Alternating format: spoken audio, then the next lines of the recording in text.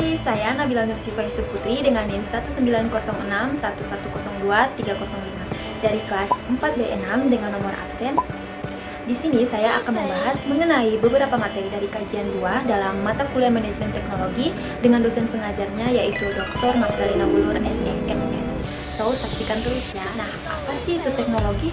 Teknologi menurut ilmuwan dari Ursula Franklin yang mengatakan pendapatnya mengenai teknologi adalah sebagai suatu cara praktis yang menjelaskan mengenai cara kita semua sebagai manusia membuat segala sesuatu yang berada di sekitar sini. Sedangkan pengertian teknologi menurut teknolog dari Philip Sporn yang mengatakan bahwa teknologi adalah hasanah pengetahuan yang terhimpun secara sistematis berdasarkan penemuan ilmiah melalui eksperimentasi ataupun semata-mata melalui dari praktik bertahun-tahun yang berhasil yang memungkinkan produksinya secara praktis dari suatu benda atau jasa tertentu. Apa saja sih sifat-sifat dari teknologi? Teknologi memiliki 5 sifat. Sifat yang pertama, teknologi sebagai ilmu pengetahuan dan percobaan. Yang kedua, teknologi dapat berwujud maya oleh sistem dan juga organisasi. Yang ketiga, teknologi tidak dapat memberikan nilai guna jika tidak diterapkan. Yang keempat, sebagai salah satu elemen perusahaan yang dapat ditemukan, dikembangkan, dibeli, dijual, dicuri, dan dapat juga kadaluarsa. Dan yang kelima dari sifat teknologi yaitu sebagai pandangan positif yang bisa mensejahterakan masyarakat maupun meningkatkan kualitas hidup manusia. Oke, berikut ini saya akan menyebutkan beberapa komponen teknologi baik dari pandangan umum, Jeleni, dan juga dari teknologi Atlas Project. Komponen teknologi menurut pandangan umum terdiri dari 3 poin. Yang pertama yaitu hardware, yang kedua software, dan juga yang ketiga brainware.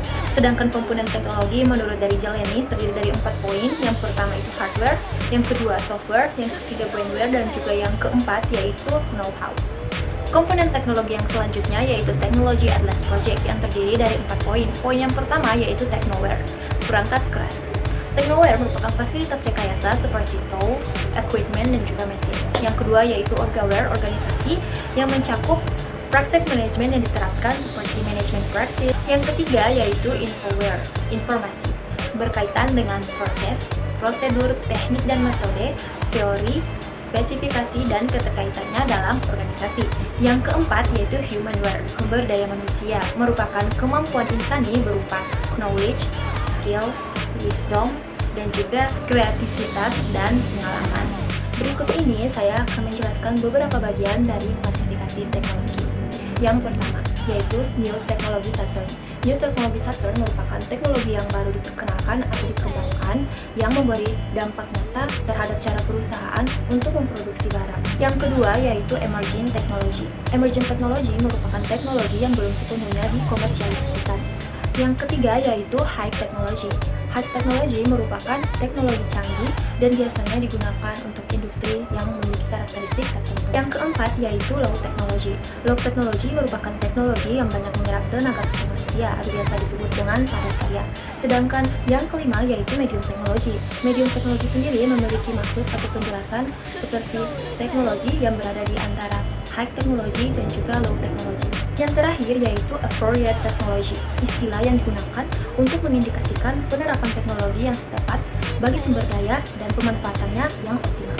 Saya akan membahas mengenai teknologi manajemen flow process. Ini merupakan gambar dari flow process. Tahapan yang harus dilakukan pada gambar flow process penerapan manajemen teknologi berikut menunjukkan bagaimana penerapan manajemen teknologi dalam merespon tantangan bisnis. Selanjutnya akan saya bahas mengenai teknologi cycle. Gambar di samping merupakan siklus teknologi yang diusulkan oleh David Jessuman, yang merupakan pendekatan sistem keseluruhan untuk manajemen teknologi di suatu organisasi maupun perusahaan.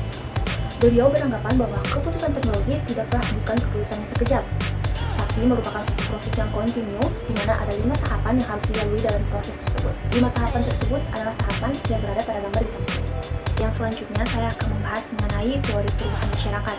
Dalam teori perubahan masyarakat hanya akan ada 3 yang akan saya jelaskan kepada teman-teman. Untuk poin yang pertama yaitu mengenai masyarakat tradisional, persiapan lepas landas, dorongan kedewasaan, dan juga konsumsi masa tinggi. Yang kedua, berkembang, lepas landas, industri, dan juga post-industri. Ketiga, yang terakhir yaitu masyarakat pertanian, masyarakat industri, dan juga masyarakat informasi. Saya ucapkan terima kasih dan bila ada kekurangan saya mohon maaf.